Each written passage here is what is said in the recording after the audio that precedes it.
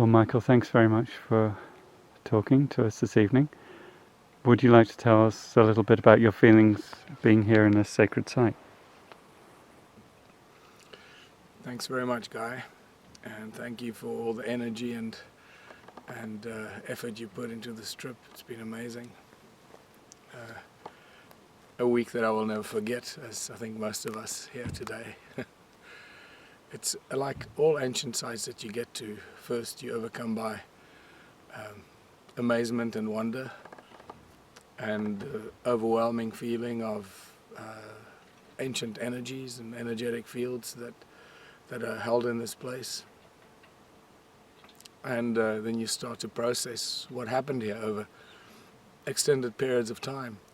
And as all these ancient sites always, they carry with them not just a short period, but many thousands of years of ancient activities, of ancient civilizations, lots of knowledge and wisdom, and a lot of that knowledge and information is carved out onto the rocks around us.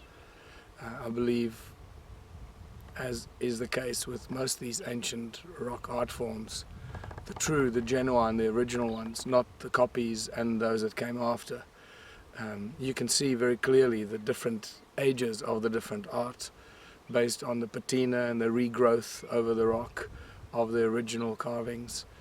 You can see the very old ones and the more recent ones. And you also see the knowledge and information that is left behind for us to digest and to absorb. And a lot of it is deeply encoded knowledge and information. It's not very obvious. So at this stage, I am still sifting through what I saw, and as the days and the weeks and the months go by, these images and the knowledge will start manifesting and realizing in a deeper understanding of what happened here. That's what I always experience personally with all ancient sites. It's just, you just got to go there and be present and let the site talk to you. Mm-hmm. And it's just something that happens, you know. It is like you walk into an open field of information, and you got to be open to receive. And I think a lot of us are going to go away from here and start getting a deeper understanding of what the messages are that we got from this specific place, this sacred place that I believe very few people come to. So we're very privileged to have been here and having been able to come face to face with thousands and thousands of rock carvings on this amazing gorge. Literally this morning when we walked in there, I didn't know where we were going. I thought we still had like, a kilometer to walk, and I was overwhelmed by this energy, and I stopped. I thought, wow, what I'm feeling. And I looked up and I saw this amazing mountain or rocky outcrop, and I went, wow, this outcrop is talking to me. It was literally talking to me, and I was just complete connection with the place, and I suddenly realized this is where we're going. This is where the engravings are, and I guess that's my connection to the place. It was right there and then. It physically stopped me in my tracks. Does this land remind you of Africa? Very much so. Most of Australia reminds me of Africa, and Louise and I formed a deep connection with Australia last year when we were here in 2014. This time around the connection is going even deeper.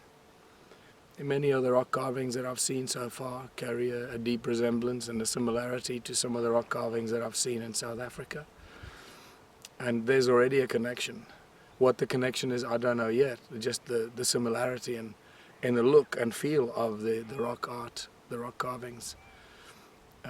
This will all unfold as we go on our journey.